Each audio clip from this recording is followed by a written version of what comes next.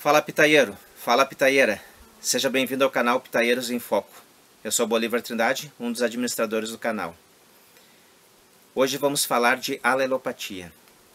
Esse vídeo é uma série de vídeos de perguntas e respostas que serão respondidas por uma pessoa que eu tenho bastante admiração. Essa pessoa, ela estava outro dia fazendo um vídeo para nós, com o auxílio da Adriane Venzon, colaboradora do canal, onde estava sendo feita uma filmagem sobre podas e a Adriane observou o sistema radicular das pitaias onde eles estavam e naturalmente a Adriane puxou o assunto para esse tema que foi polêmico dias atrás em alguns grupos de WhatsApp.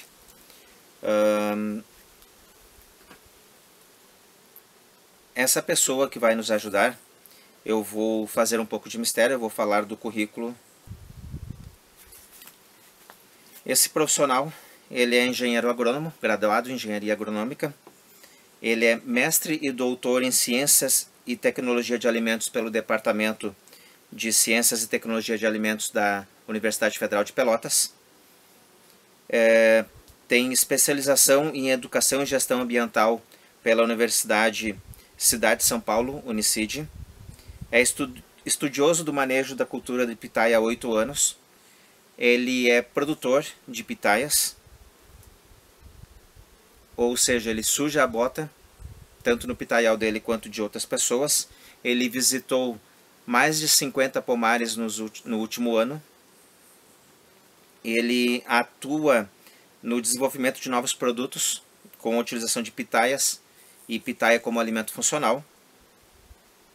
Ele trabalha em projetos de implantação de produção, projeto de frutos com qualidade e produção de produtos derivados de pitaia.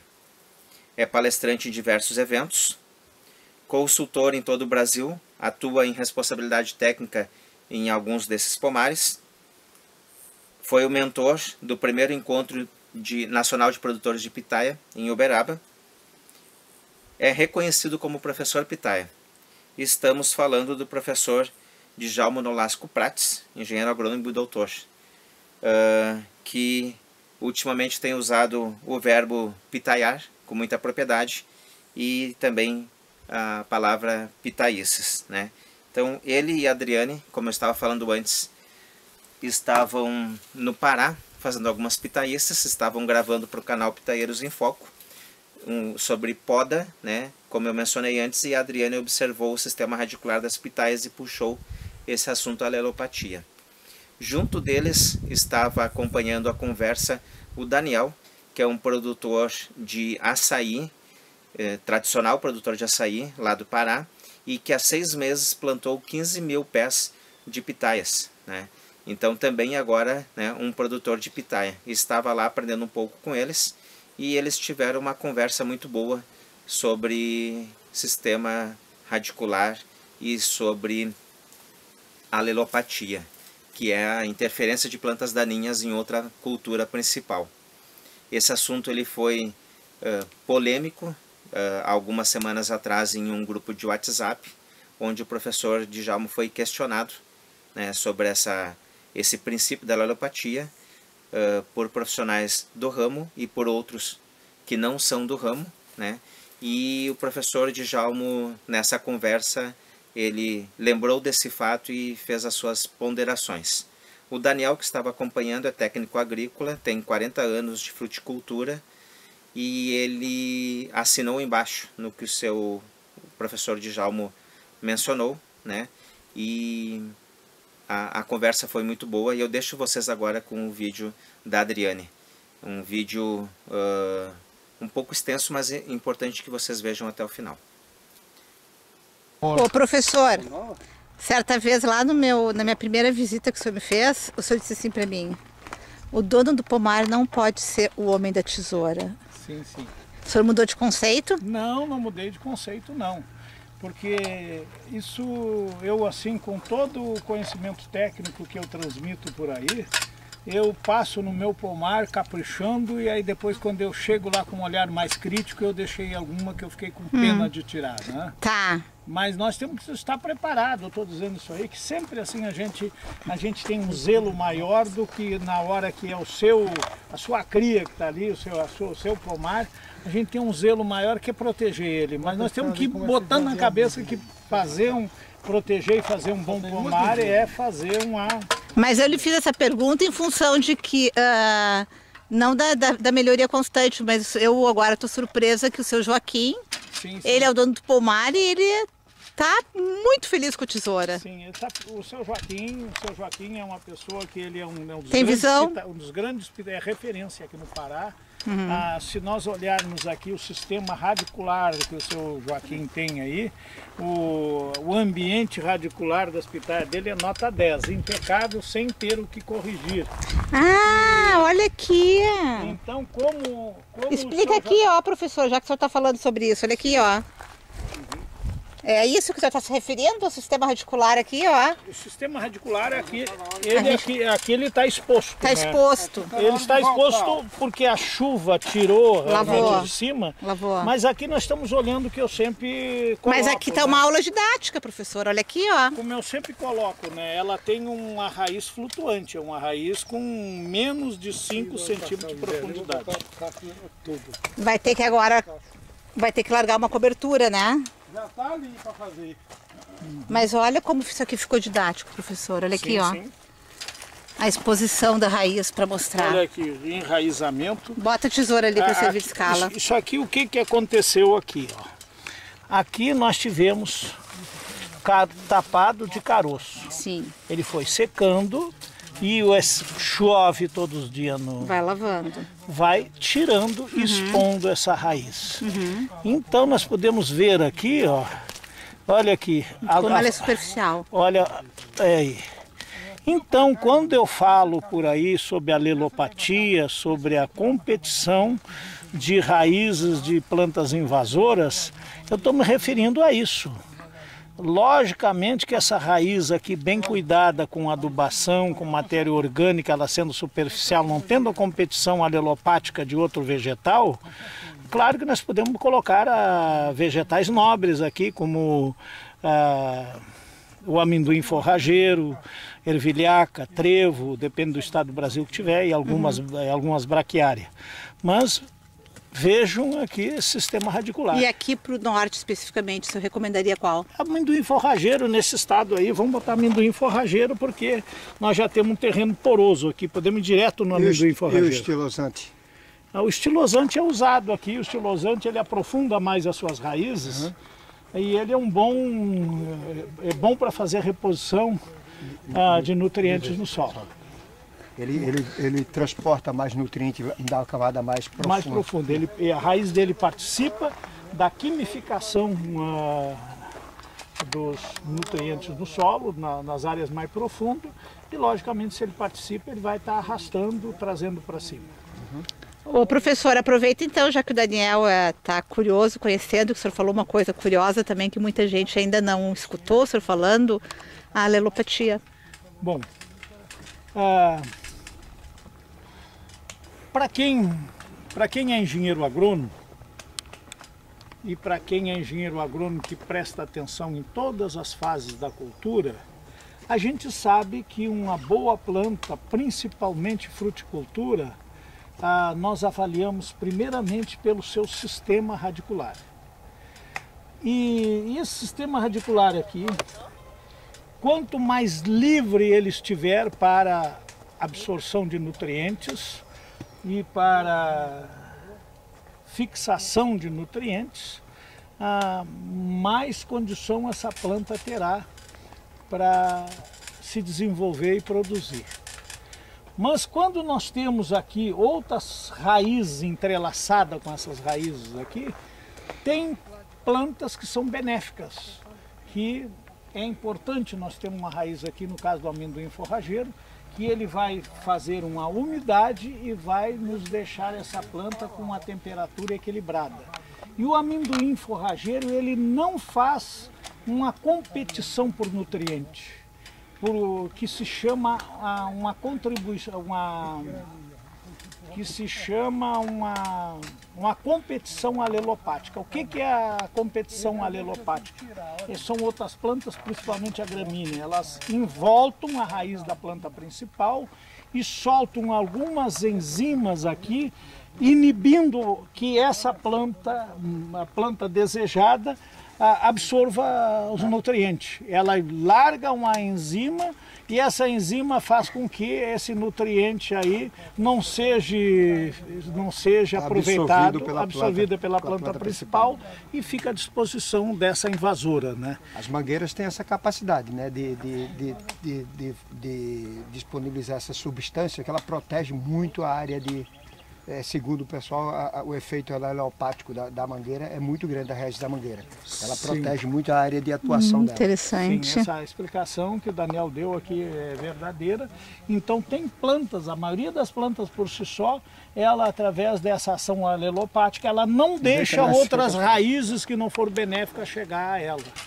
Então eu tenho assim insistido nas palestras que eu vou por aí, dizendo assim, cuidado com as plantas que estão competindo no mesmo espaço com aquela sua planta desejada, no caso aqui a pitaia. Cuidado, porque nós temos o efeito alelopático. E que curioso isso então, né, professor? Porque aqueles que até mesmo graduados na engenharia, sim, né, que possam vir a questionar a questão da alelopatia. Nós estamos aqui no norte do país, o seu Daniel, ele é produtor de açaí, na de verdade, açaí. Estou querendo iniciar em pitaia agora. E agora está aqui e compreendendo perfeitamente o conceito da alelopatia. Sim. E trouxe até o exemplo da manga. Sim, sim.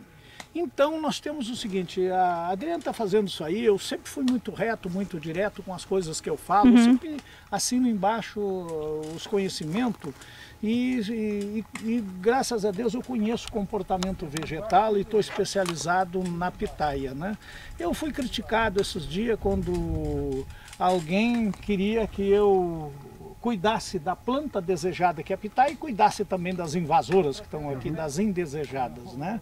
Então a ideia deles era o seguinte, cuidar das plantas indesejadas.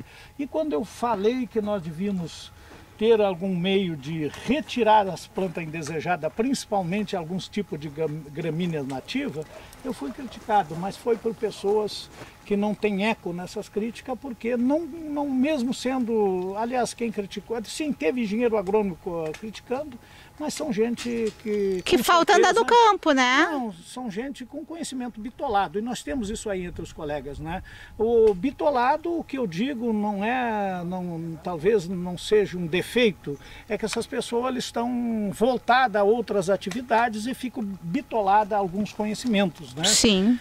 Mas eu respeito a opinião deles, porque eles talvez estejam muito ocupados trabalhando por aí e não tiveram a oportunidade de observar um efeito alelopático. Esse é o meu recado que eu dou para os colegas, né? E que tenham assim, a humildade de vir a conversar comigo, não para questionar, e sim para trocar ideia ou para aprender, com certeza. E o que é mais legal aqui é a compreensão do Daniel em relação ao que já conhecia o conceito, né, Daniel? Você é engenheiro agrônomo? Não sou, eu sou técnico agrícola. Ó, viu? Que maravilha. Eu trabalhei por 20 anos, mais de 20 anos, com palma, Sim, com Dendê, sim. aqui na Amazônia, né? Plantei o projeto da Agropalma e implantei também a Biopalma. Parte da Biopalma. Participei da implantação desses projetos. Eu sou técnico agrícola e sou administrador de empresa. Vira um pouquinho aqui para a gente fugir do sol, Daniel. E eu faço uma pergunta. E você, como técnico agrícola e como um homem de campo, um homem que dedica a sua vida à agricultura, você está dizendo, você entendeu o que eu falei aqui de alelopatia? Entendeu, O conceito perfeito. de alelopatia eu já conhecia. Sim, sim. Que é a capacidade que as plantas têm de liberar enzimas, Sim. que faz com que as outras plantas não se aproximem dela. Parabéns, Daniel. Daniel, tu é técnico agrícola há quanto tempo? Parabéns. Eu sou há 30 e poucos anos, 40 anos mais ou menos. Ó, tu vê, né? Já tem uma escola antiga e conhecia o conceito da alelopatia. Eu vejo o seguinte, aqui na Amazônia, o pessoal tem uma preocupação muito grande, e eu também tenho, com a proteção do solo. Visto que aqui chove muito e que eu acredito que uma proteção, como o professor mesmo falou, com amendoim, seja mais interessante do que expor o solo. Se você não tem uma proteção, vamos dizer, uma proteção aí, uma cobertura morta para servir de mote, é melhor você manter uma vegetação. Sim. Agora, essa vegetação não pode ser uma vegetação que vai competir com a planta. Com a planta. Já que o amendoim forrageiro, além dele, ele tem a capacidade também de fixar nitrogênio. Sim. Porque ele tem uma bactéria que vive em simbiose com as raízes que fixa nitrogênio. Sim. O professor não comentou isso, Não. mas também é interessante. Sim. As leguminosas, em geral, têm essa capacidade. Ela tem os rizóbios, que são bactérias que vivem em simbiose com as raízes das leguminosas, e essas leguminosas têm a capacidade de fixar nitrogênio, além de proteger contra o calor, né, a umidade, mantém a umidade, retém a umidade, deposita muita matéria orgânica. Eu utilizo amendoim forrageiro no meu pitaial. Não, eu utilizo puerária, cudizu. Na minha plantação eu utilizo cudizu, na minha plantação de açaí. Como é que é o nome? Cudizu, puerária. Puerária. Puerária é uma leguminosa também muito agressiva, que para pitaia daria muito trabalho. Por isso que eu falei do estilosante, para ver se o estilosante servia, porque ele tem uma agressividade menor. Ele não tem a capacidade de subir. Se você plantasse puerária aqui, ela cobriria essa plantação toda e chegaria a matar por cobertura mesmo. Ela protege tanto, ela cobre tanto que as plantas não sobrevivem. Então ela elimina tudo com a gramínea, tudo com a vegetação. Sim, não seria adequada para... Eu acho que não. Não. Por isso que eu perguntei da outra leguminosa. E tu vai experimentar o amendoim forrageiro no teu pitaial? Não sei ainda. Não sei ainda. Eu estou avaliando, queria avaliar o estilosante. Entendeu? Mas isso que tu falou é interessante, né? Porque não é só na pitaia, qualquer planta, né? Qualquer planta aqui na Amazônia principalmente. Tudo parte do cuidado com o solo, né? Tem que proteger. E aqui, porque como chove muito, né? Além desses... Porque aqui o Joaquim utiliza muito a cobertura morta. Você pode observar. A semente do açaí. Ele protege demais o solo dele. Porque se ele deixasse isso aqui totalmente exposto, seria complicado, seria perigoso. O manejo ia complicar, né? Ele protege com caroço de açaí e cacho vazio. O cacho vazio de dendê é o que chama bucha de dendê? O pessoal chama de bucha, mas é o cacho vazio, CCF. Interessante. Legal, gostei, porque muita gente criticou essa questão da alelopatia. Não, a alelopatia é verdadeira. Esse conceito é verdadeiro. É conceito não, é uma realidade, é uma coisa técnica. É fato, é existente. Não é brincadeira não é só conceito não. É uma realidade. E tu está animado para plantar pitaia? Eu estou plantando já um pouquinho. Quantas tu tem mesmo? Eu tenho 15 mil pés. 15 mil plantas, né? Poxa vida, tu tem 15 mil plantas já? Há quanto tempo? Eu tenho há 6 meses. Há 6 meses. E aqui em Concórdia? Não, é em Santa Isabel, do Pará. Santa Isabel, eu vou passar lá quando eu for embora, eu vou lá te visitar. Posso? Pode sim. Então tá, vou lá te visitar. Bom, pessoal, por hoje era isso. Espero que vocês tenham gostado do conteúdo. Se vocês tiverem dúvidas para o professor Djalmo, envie nas minhas redes sociais, envie para o professor Djalmo, para a Adriane, e a gente vai fazer edições dessas respostas e colocar aqui no canal Pitaieiros em Foco.